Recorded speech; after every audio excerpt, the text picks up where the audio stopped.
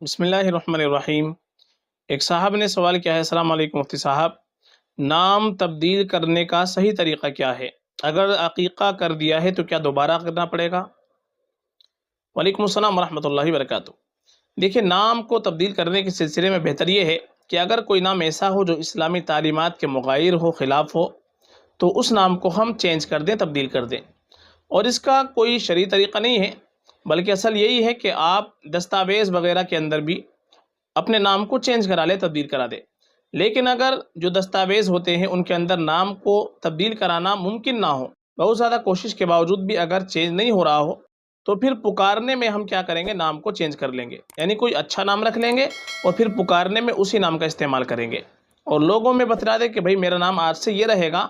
تو اس طرح سے نام تبدیل کر سکتے ہیں۔ اور اگر پہلے نام سے عقیقہ کر دیا ہے تو دوبارہ نام تبدیل کرنے کے بعد عقیقہ کرنے کی کوئی ضرورت نہیں ہوتی ہے۔ فقط واللہ اعلم۔